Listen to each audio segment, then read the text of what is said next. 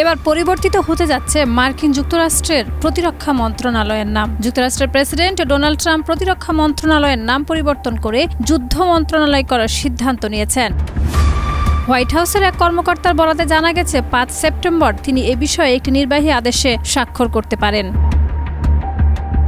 White হাউসের প্রকাশিত fact sheet অনুযায়ী এই আদেশ জারি হলে বর্তমান প্রতিরক্ষামন্ত্রী পিটে হেগসেথ ভবিষ্যতে নিজের পদবিতে যুদ্ধমন্ত্রী শব্দটি ব্যবহার করতে পারবেন। একইভাবে উপপ্রতিরক্ষামন্ত্রী হবেন যুদ্ধ প্রতিমন্ত্রী। এই পরিবর্তনকে স্থায়ী করতে যে আইনি ও প্রশাসনিক পদক্ষেপ প্রয়োজন তা বাস্তবায়নের দায়িত্ব দেওয়া হবে হেগসেথকে। প্রেসিডেন্ট হিসেবে দ্বিতীয় মেয়াদে দায়িত্ব নেওয়ার পর থেকে ডোনাল্ড ট্রাম্প বিভিন্ন নাম পরিবর্তনের উদ্যোগ নিয়েছেন। বছরের শুরুতে মেক্সিকো উপসাগরের নাম পরিবর্তন করে আমেরিকা উপসাগর করার ঘোষণা দেন তিনি। এছাড়া জাতিগত আন্দোলনের পর যেসব সামরিক ঘাঁটির নাম বদলানো হয়েছিল, ট্রাম্প এখন সেগুলোর পুরনো নাম ফিরিয়ে আনতে চাইছেন। ১৯৪৯ সালের আগ পর্যন্ত যুক্তরাষ্ট্রের প্রতিরক্ষা মন্ত্রণালয়কে যুদ্ধ মন্ত্রণালয় নামে ডাকা হতো। তবে পরবর্তীতে বিশ্বে পারমাণবিক যুদ্ধ প্রতিরোধের বার্তা দিতে এই নাম পরিবর্তন করে প্রতিরক্ষা মন্ত্রণালয় রাখা হয়।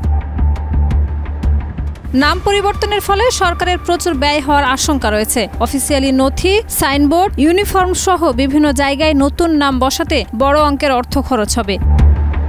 উদাহরণস্বরূপ, সাবেক প্রেসিডেন্ট জো বাইডেনের সময় কনফেডারেট নেতাদের নামে থাকা ৯টি সামরিক ঘাঁটির নাম বদলাতে প্রায় $৩৯ মিলিয়ন বরাদ্দ করা হয়েছিল। তবে এবছরের শুরুতে প্রতিরক্ষামন্ত্রী হেগসেথ সেই উদ্যোগ বাতিল করেন। শাহিদা রুবি, মাই টিভি।